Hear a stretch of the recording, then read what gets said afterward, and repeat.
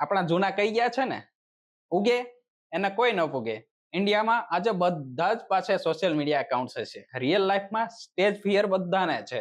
જો અચાનક કોઈને સ્ટેજ પર લાવીને કોઈ ટોપિક ઉપર અથવા આમ જ કહે ભાઈ તમે 2 લાઈન બોલો, તો એ 99% લોકો એવા છે જે 2 લાઈન પણ નહીં બોલી શકે અને એક સવાલ પેલો કરશે, શું બોલવું?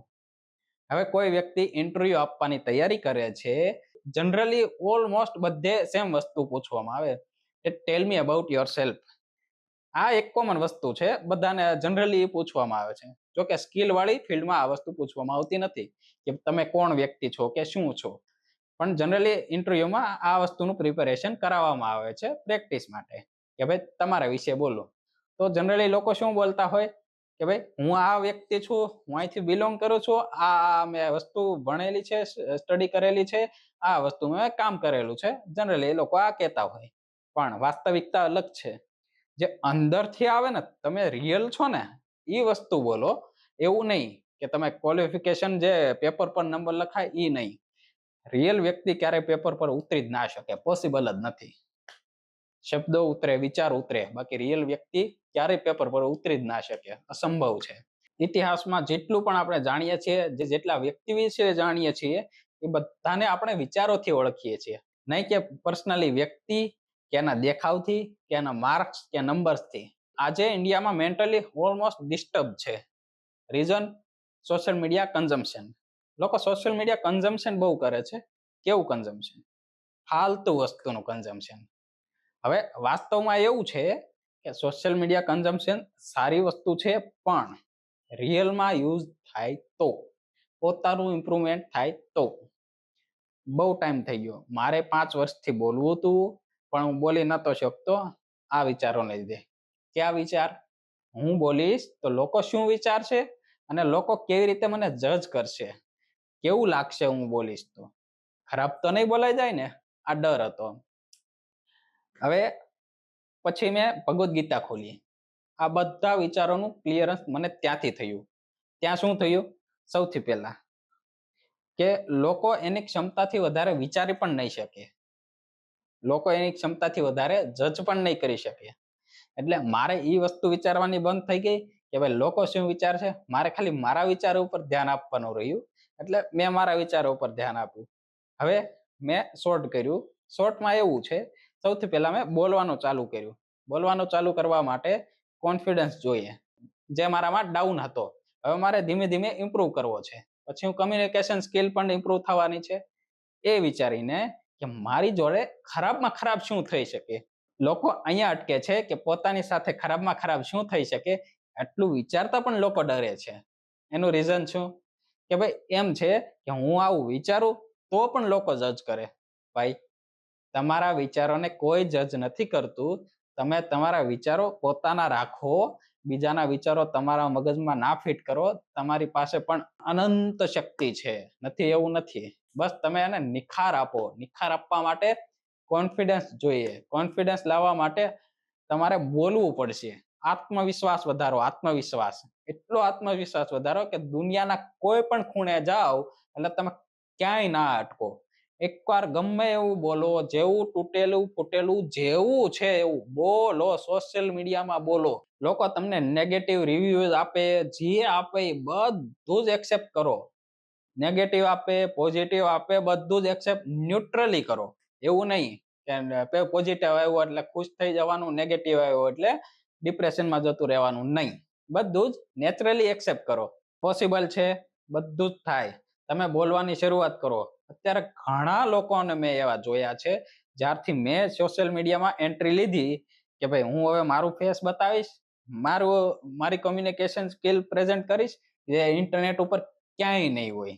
અને એની હું ગેરંટી મારી દઉં, હું જે વસ્તુ પ્રેઝન્ટ કરું છું ને એ ઇન્ટરનેટ ઉપર એક જગ્યાએ ક્યાંય નહીં મળે. હા, અલગ અલગ ઇન્ફોર્મેશન મેં લીધેલી હોય ક્યાંયથી આંકડા પ્રેઝન્ટ કરવા માટે કે ભાઈ આ રિયલ આંકડા છે કે નહીં. જેમ કે મેં દુબઈ વાળો વિડીયો કરેલો છે, એમાં મેં રિયલ નંબર બતાવેલા છે ઓન એન એવરેજ કરીને. એટલે જેમને પણ સોશિયલ મીડિયામાં એક્ટિવ થવું છે, પોતાના ચેનલ બનાવવી છે કે સોશિયલ મીડિયા, ઇન્સ્ટાગ્રામ કે કોઈ બી જગ્યાએ પોતાની બ્રાન્ડ વેલ્યુ પ્રેઝન્ટ કરવી છે અને ફેસ બતાવવો છે, પણ ક્યાંક ને ક્યાંક અટકે છે સોશિયલ મીડિયામાં કોઈની પાસે કોઈ રિસોર્સિસ નથી, એવી બધી વસ્તુ નથી, તો તમે ગભરાશો નહીં. જે તમારી પાસે અવેલેબલ છે ત્યાંથી શરૂઆત કરી દો, પણ બોલો. તમે બોલવાનું શરૂઆત કરશો એટલે ધીમે ધીમે ધીમે રિઝલ્ટ આવશે, આવશે ને આવશે જ. 100% આવશે. હા, નેગેટિવિટીથી ડરવાનું નથી. લોકો નેગેટિવ કમેન્ટ કરશે, કેમ કે આજે સોશિયલ મીડિયામાં જેટલા પણ લોકો ફેમસ થયા છે ને, બધાની તમે હિસ્ટ્રી ઉપાડી જોવો.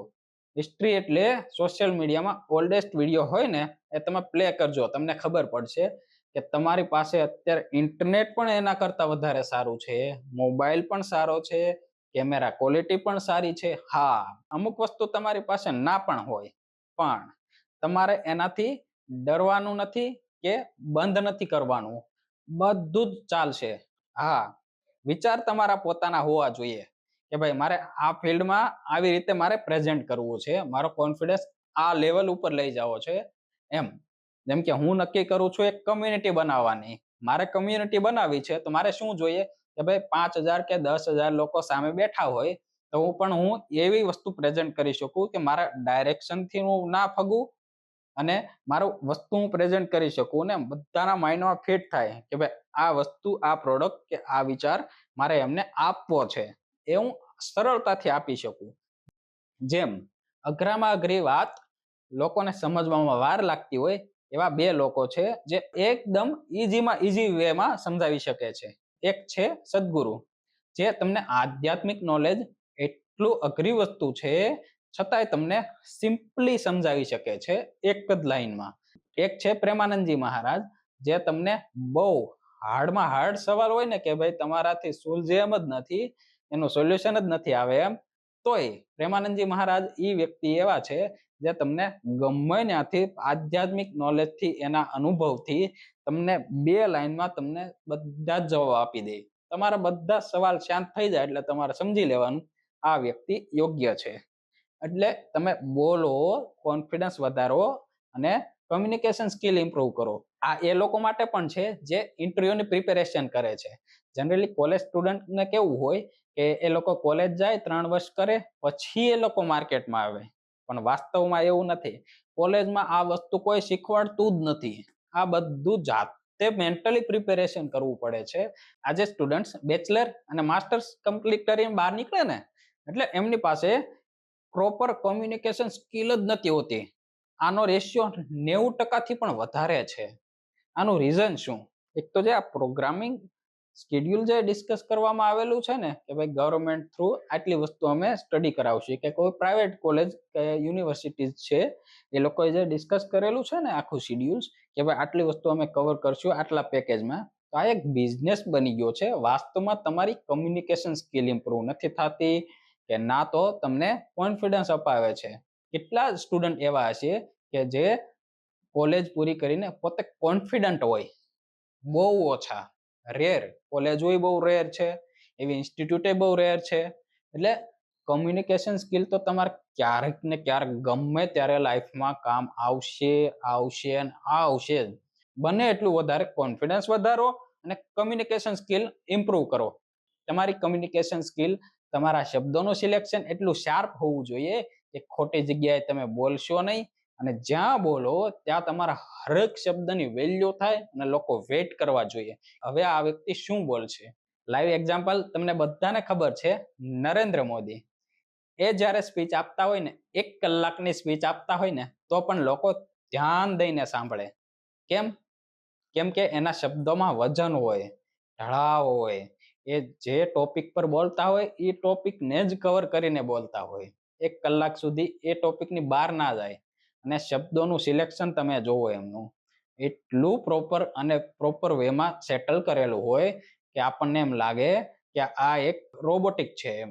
નરેન્દ્ર મોદી પાસે જે કમ્યુનિકેશન સ્કિલ છે ને, હું તો કહું છું એક રોલ મોડલ કહેવાય. તમે ઇન્ટરવ્યુ આપવા જાવ તોય પણ ભલે, તો પણ તમારું ઇન્ટરવ્યુઅર સાંભળશે. એવું નથી કે tell me about yourself એટલે તમે તમારું my name is I am belonging from this, I have done this, I have done this, I have work for this company, I have work for since this company. No, આ વસ્તુ નથી. Break લ્યો, possess લ્યો, આ બધું શીખવું પડશે. મારો પહેલો વિડીયો જોવો અને અત્યારે જોવો. કોન્ફિડન્સમાં કેટલો ઇમ્પ્રુવમેન્ટ છે. મારી પાસે રિસોર્સિસ હજુ નથી, છતાં કોન્ફિડન્સ ધીમે ધીમે આવશે આવશે અને આવશે. શબ્દોનું સિલેક્શન પણ ઓટોમેટિક ઇમ્પ્રુવ થતું જ જશે.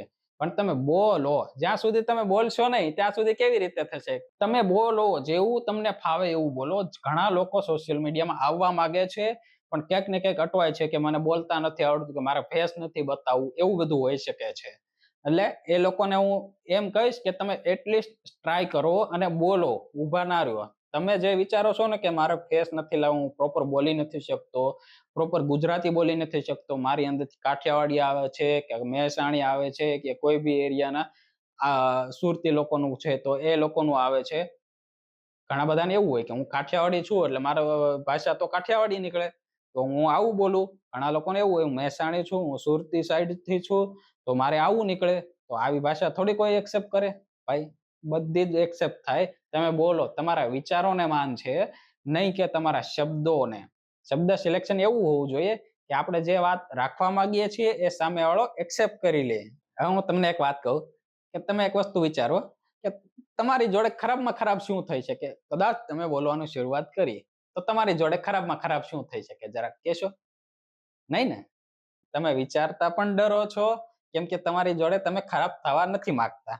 તમે એકવાર વિચાર કરી લો ને કે તમારી જોડે શું ખરાબ થશે, બસ એ જ થઈ ગયું.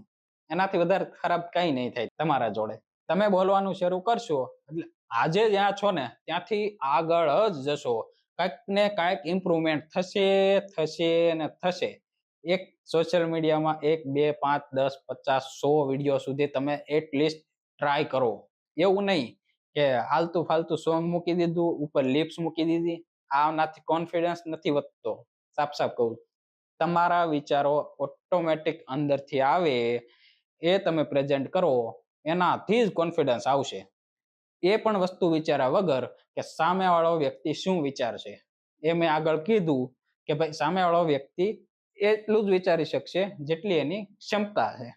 એટલે તમે બોલો, જ્યાં છો ત્યારથી થોડા આગળ જશો જશો અને જશો. બસ આમાં લોસ કાંઈ જ નથી. સ્ટાર્ટ કરો. જે લોકોને સોશિયલ મીડિયામાં એક્ટિવ થવું છે, જે લોકોને સોશિયલ મીડિયામાં એક્ટિવ થવું છે, એ લોકો કમેન્ટમાં જણાવો. એમનો પોતાનો પ્રોબ્લેમ તમે રજૂ કરો. મારાથી પોસિબલ હશે એટલે હું તમને હેલ્પ કરીશ. તમે પહેલા સોશિયલ મીડિયામાં એક્ટિવ થાવ અને બોલવાનું શરૂઆત કરો. કેમ કે આગળનો જમાનો કમ્યુનિટીનો છે.